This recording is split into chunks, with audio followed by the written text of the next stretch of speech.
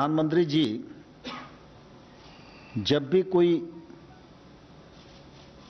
योजना बनाते हैं तो उसमें कृषि और ग्रामीण क्षेत्र का विशेष ध्यान रखते हैं। और मैं धन्यवाद देना चाहूँगा कि जब पिछले दिनों आत्मनिर्भर पैकेज की भी उन्होंने घोषणा की तो कृषि और संबद्ध क्षेत्रों के लिए प्राथमिकता से ध्यान रखा। आत्मनिर्भर पैकेज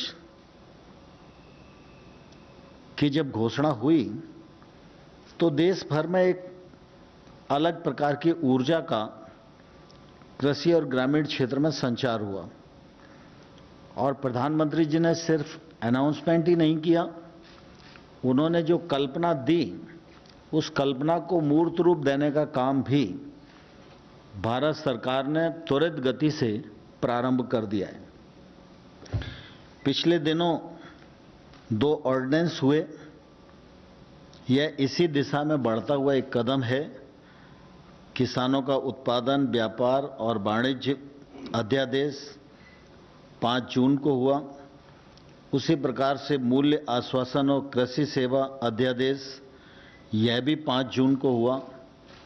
ये दोनों ऐसे ऑर्डिनेंस हैं कि सामान्य तौर पर लोग सोचते तो होंगे लेकिन इस दिशा में साहस नहीं कर पाए, लेकिन आत्मनिर्भर पैकेज के अंतर्गत इन दोनों ऑर्डिनेंस को मूर्त रूप दिया गया।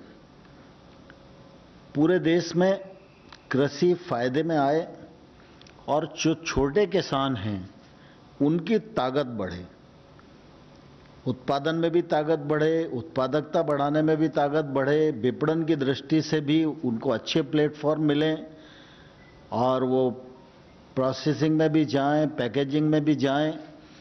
इसके लिए 10,000 एफपीओ बनाने की प्रधानमंत्री जी ने घोषणा की थी और मुझे कहते हुए प्रसन्नता है कि मंत्रिपरिषद ने भी उसको पारित कर दिया और विभाग ने भी उसकी जो गाइडलाइंस हैं वो बनाकर जारी किए। केसीसी की बात आत्मनिर्भर पैकेज में कही गई थी। अभी तक 75 लाख नए किसानों को केसीसी दे दी गई है और 2.5 करोड़ किसानों को और इसमें कवर किया जाना है।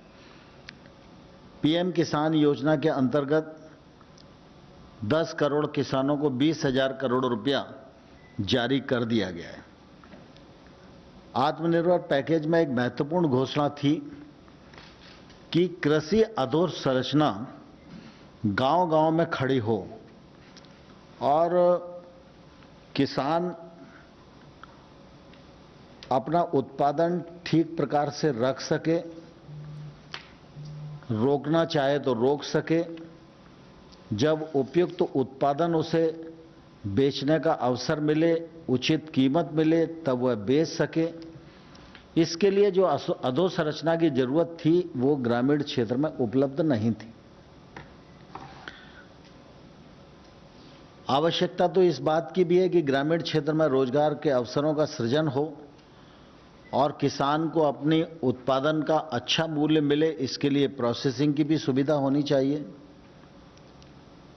लेकिन यह सुविधा भी ग्रामीण क्षेत्र तक इसकी पहुंच नहीं थी। और विशेष रूप से अगर हम देखेंगे तो इतनी मदद के बावजूद भी कृषि का क्षेत्र अपने आप को इसलिए उपेक्षित महसूस करता है कि निजी क्षेत्र का निवेश गांव तक और खेत तक नहीं पहुंचता। ये जो कानूनी बदलाव हुए, इन बदलाव के परिणाम स्वरूप भी निजी निवेश किसान तक, गांव तक, खेत तक पहुंचेगा और ये पहुंचे इसके लिए ये 1 लाख करोड़ रुपए का पैकेज है। यह पैकेज इसका माध्यम बनेगा और मैं धन्यवाद देना चाहता हूं माननीय प्रधानमंत्री जी ने आज मंत्रिपरिषद की बैठक में इस पूरी परियोजना को स्वीकृति प्रदान कर दी है। यह योजना भारत के कृषि क्षेत्र में आमूल-चूल बदलाव लाने में सहायक होगी। इस परियोजना में 1 लाख करोड़ के ऋण बैंक, वित्तीय संस्थाएं द्वारा cooperative society, FPO, SHG, startup, कृषि उद्यमी या राज्य सरकारों के और अन्य एजेंसियां द्वारा प्रायोजित पीपीपी प्रोजेक्ट दिए जाएंगे। इनमें 2 करोड़ रुपए की ऋण की उपलब्धता होगी, लेकिन 2 करोड़ से अधिक भी बड़े प्रोजेक्ट बनाए जा सकते हैं, लेकिन 2 करोड़ तक के प्रोजेक्ट की क्रेडिट गारंटी और उस पर 3% ब्याज की अनुदान ये दी जाएगी। इसमें पूरी तरह पारदर्शिता रहे, इसके लिए ऑनलाइन प्लेटफॉर्म बनाए जाएंगे। योजना की अवधि 10 वर्ष होगी।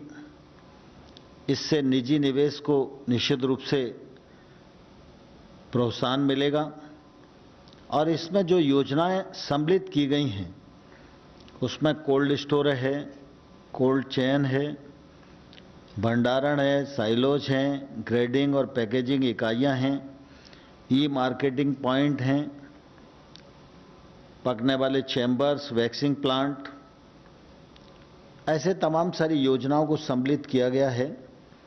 और हमारी कोशिश होगी कि जो परियोजनाएं इस परियोजना में शामिल हैं उन सबको ठीक प्रकार से लोग नीचे तक क्रियान्वित कर सकें, उनका लाभ किसानों को मिल सके।